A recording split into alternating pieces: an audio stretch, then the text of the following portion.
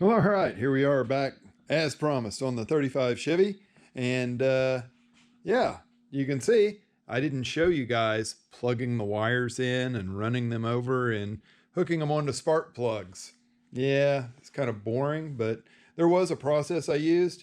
And since I was grabbing plug wires that were already pre-cut to size, I just found the longest ones and put them on the furthest away. I did pull up my phone and found a nice little schematic like that, so you can kind of think in your head of what you need, longest to shortest.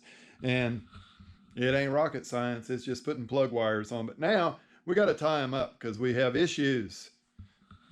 Like these are, you can't, it's not good to get them hot. So we got to do something there. The back two will be easy, and we're going to use the zip tie method to make us some wire dividers. You've seen it a million times. So we'll just make this 1,000,001 and we'll do it.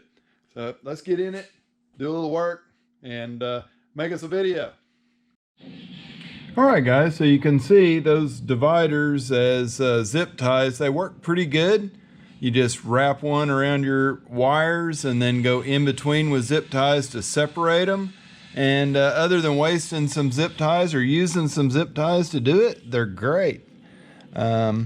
You just have to kind of think a little ahead about where you put them and everything and how much you squeeze these things down, because they'll get trapped on you.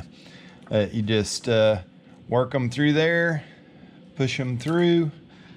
Yep, get your old zip ties are kind of cold and they don't want to flex very much today. So we just kind of keep going with them and tightening them down. And I don't want that hanging there. I want it back here. I want this down just slightly more. Yeah, so till you tighten them up, you can adjust. But boy, once you start tightening, they do not slide very well.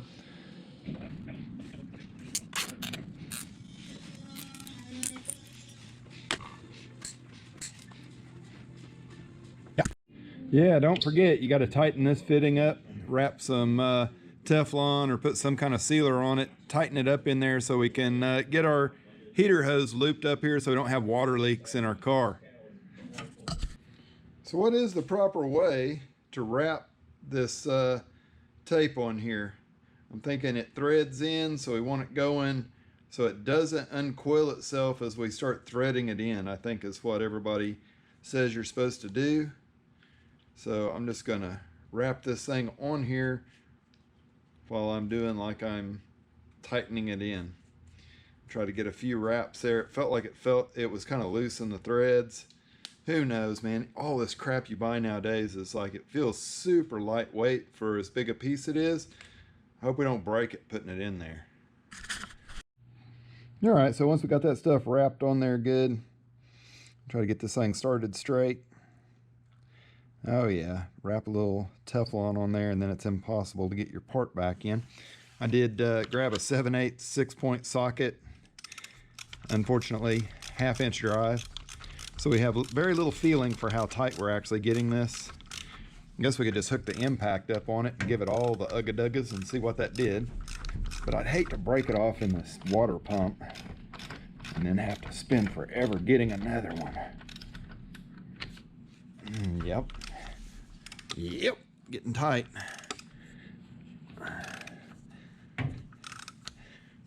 Give it, pipe thread should be like super tight by now. Yeah, that's probably plenty. I mean, we are using a 1/2 inch ratchet, so there we go. All right, so you see we got our cooling fan kind of hung in here, just trying to figure out how far up and down I want it. I obviously can't go very much lower because it will hit the water pump pulley. Things are tight and they're always going to be on one of these cars. So you just have to be mindful of where you put stuff and try to make it where you can work on it. I have a question for you guys. I haven't done this with these little poke through your cooling fins fasteners before. I'm really tempted to on this radiator because you can see when it was shipped, it was like, I pulled it out of the box and it was like that. It's just the way it goes. I figure I'm going to jack it up messing with it anyway, putting it in and out of there a million times. But this thing looks like You got plastic little slide-in pieces.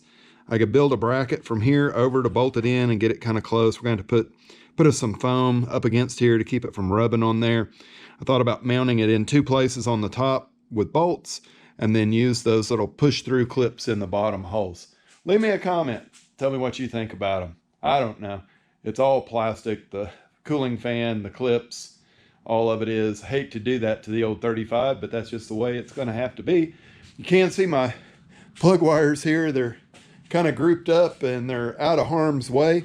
I found an old, I think it's a Moroso little wire loom thing off in my cabinet of death. But I think I'm going to have to purchase something that's close to that just to keep these off of these exhaust manifolds.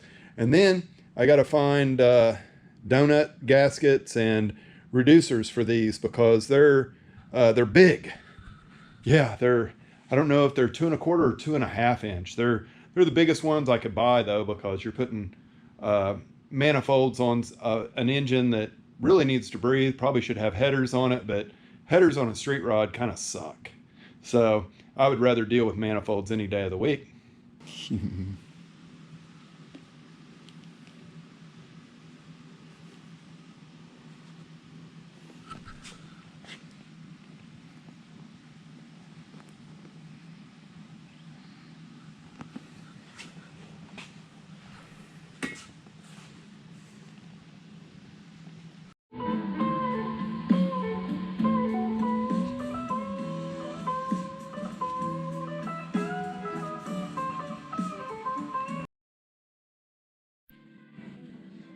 Oh my gosh, is this thing for real?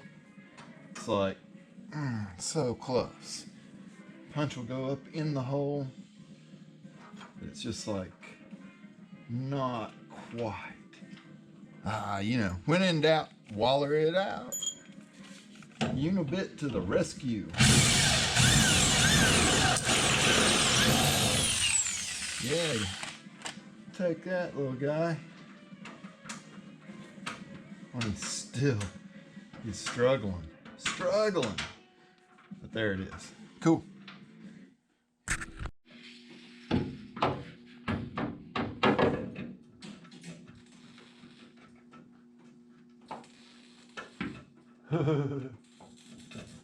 Ain't got no gas in it. Dang, it's so close, guys. So close. And I mean, it's like there is no wiggle room right here. It's got to be perfect, dead on to make it happen. And boom. We didn't quite get it. I think the bolt's too short actually, because it's in the threads. But you got lock washer, flat washer. Yeah, we'll go back with one of those two. You guess which one. Dang it, come on, Bobby. What are you doing over there? Okay. So close.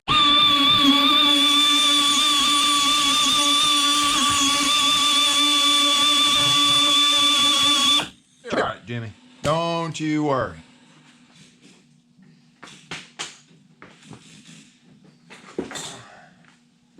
All right. Thread the needle one more time. Hole's too small. Wires didn't used to run through here like this. I don't know if we're going to keep it this way or not, but we're going to keep it this way for right now, because we already have everything here. Come on, darling. But it's got a wonky eye on it. Let's move her around. Oh yeah, okay, that's better. Looking right now. This side over here just like lined up magically. I mean, that bolt, no problem. In, out, works. So that's pretty cool. Maybe it's the other hole that's going to be the one that's tough. I don't know. Let's see. Well, we got all the bolts in that side. Now we've got headlights on both sides, a right and a left, and there's turn signals in the bulb. So yay, we got all that stuff hooked up. Bolts are everywhere in this front sheet metal now. Some of them, we got to do a little bit of alignment, but hey, you knew that. can't really fully 100% do everything without the hood on it. And that's a wrestling match to put that hood on by yourself. I did get plug wires put on, cooling fan is in. I just got to take this air cleaner off and hook the radiator hose up, which I may have cut too short. I don't know. We'll see. I probably like that much. Hey, everybody say hi to Rich. Yeah. Out here listening to him talk and working on building these, I don't know what you call them, spreader bars? Who knows? They're supports, maybe a strut. But it's going from our radiator back to the firewall. And it's not bolted. It's bolted with the radiator, but not exclusively to the radiator. We got this bracket here. May end up having to do some more reinforcing on this. I don't know. We're kind of in the early stages of R&D. Yeah, you've seen cars with these. Can't be that hard, right? Piece of straight rod, a way to bolt it in, and yeah, get it in there. That way it'll hold our radiator, our grill shell in place, hold our radiator in place. One of those things. A whole lot of stuff I really hadn't thought about to just start and run this thing for 30 minutes all put together. All right, so here we go. We got her in place, and you can see the angle's pretty severe here. I think they probably have these things bent up and stuff. This angle is like way off here. You got to start somewhere, right? And like I can't just crank that down tight because this is just sheet metal and it's going to bend. Yeah, gotta make the part fit the application here. Well, our bright light indicator is on. All the lights are on in the gauges and everything. It's hard to tell with that bright light shining in here. It looks like the turn signal lights are on too, but they're not. They don't do anything. So our voltmeter is showing nothing, but when I turn the key on, it jumps up. You can see our battery's kind of low. We've been playing with stuff way too much. The gas gauge jumps up. The water and the oil don't move, but hey, that's just something odd going on. And our bright, make dimmer is come loose inside of our column. So we're gonna have to take that back apart. All right, well, we got lots of stuff going down. This is a little patch to keep the wind from going. All right, well, our piece is just a little bit tight going around the column in there, so we're gonna have to give her the old Trim-O-Matic 2000 here. I can figure out, yeah, right there, cut it. I mean, I'm thinking just barely take off just a hair. Oop, it doesn't like to cut with it on that side very good. I knew I should have test fitted this before I painted it, dang it. All right, so that ought to let it slide in there. All right, so it's got to go, yeah, I think it goes like that in there. Got to grab the old brake pedal. We're going to have to put a bolt in that and actually make that thing work sometime here. All right, so, oh, yes. Brake pedal has plenty of clearance. Hey, it even doubles as a panel holder stiller. There you go. All right, I like that. We will have to build a little piece for the top and a little piece to close in around our brake pedal, but rock on. Yeah, a lot of work done in this video. I think I probably have said in the past 3 videos, we're going to start it in the next one. Well, here we are again at the end of a video. It's so close, so close. But I figure we need all the bolts in stuff and tight when this thing fires up, because it's going to need to run for a minute, and I can just see bolts rattling and falling out on the ground because they were just finger tight. That'd look great. So the battle continues, and we're going to cut it off here because this video is plenty long enough. You guys, don't forget, smash that thumbs up. Leave me a comment. Tell me how tired you are of seeing videos without the engine starting on this. And we'll catch you on the next one, guys.